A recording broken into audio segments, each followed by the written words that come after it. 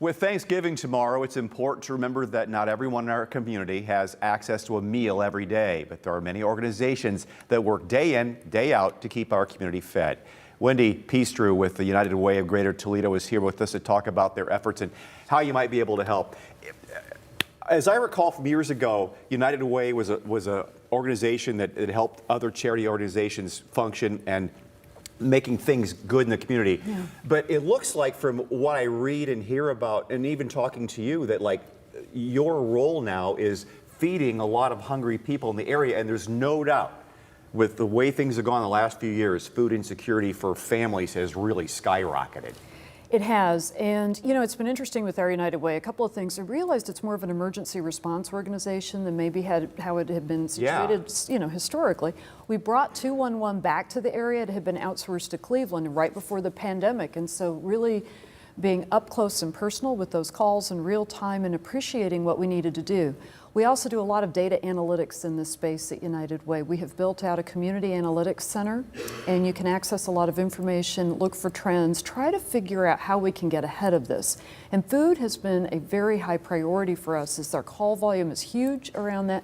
We have a lot of folks that use that as sort of the fungible space in their budget. You know, housing is pretty tough and utilities, and that becomes the thing. People may not have enough food or they don't eat good food, so we're working on that. Well, Wendy, it's not just senior citizens that have the issues with food. You're dealing a lot more with families. Tell me about what kind of family you're dealing with and how you're solving the problem. So in our community, we sort of look at the data around this. We have those that live at the federal poverty level. That's about 12% of the population, and that remains the same. But at this point, we've got about 29% of the population, and we call it ALICE, Asset Limited Income Constrained Employed. These are folks who, they work and they're trying to make ends meet.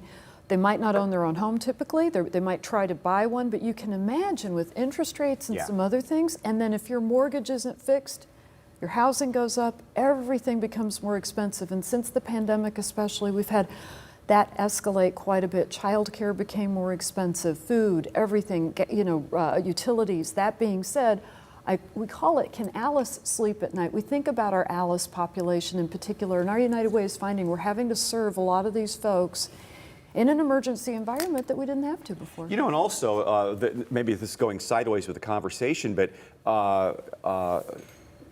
credit card interest. Yeah. These families that want to put food on the table, so they put something on the card, and my God, 20, 25, 30%, and that once you get behind that barrel, then you're really in trouble, and your family is going to be upside down financially. Yes, and you know, I want to remind folks, if your family is struggling with this, one of the things to do, we have financial opportunity centers through United Way, and pretty soon at the beginning of the new year, we can help you get your taxes taken care of through our VITA program.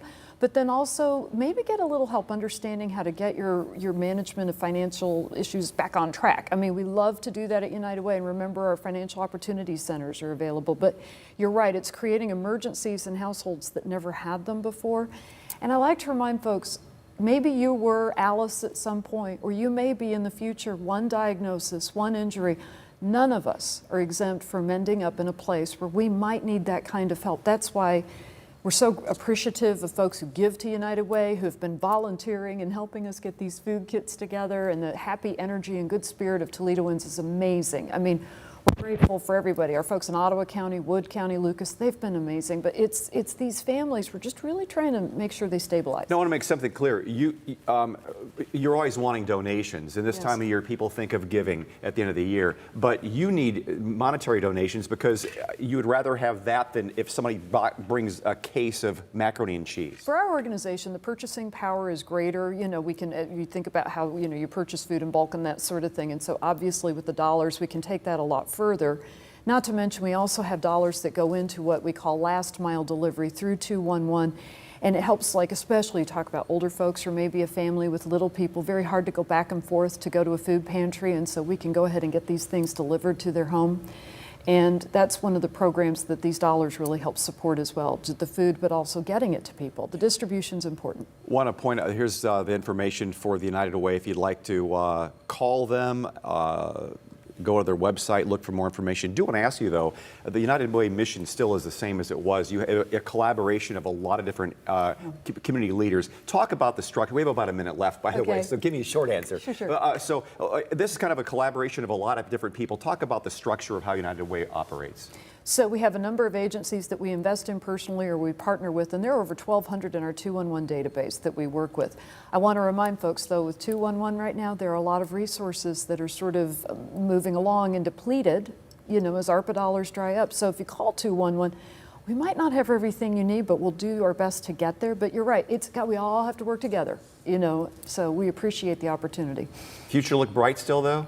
I think it looks very bright, and in 2025, we're starting a new volunteer program, so we'll be organizing volunteers and making, I think, a really exceptional opportunity for everyone in the area who wants to give a little bit of their time and help support their fellow community members. Wendy, you're an asset to the community. Thank you so much for what United Way does.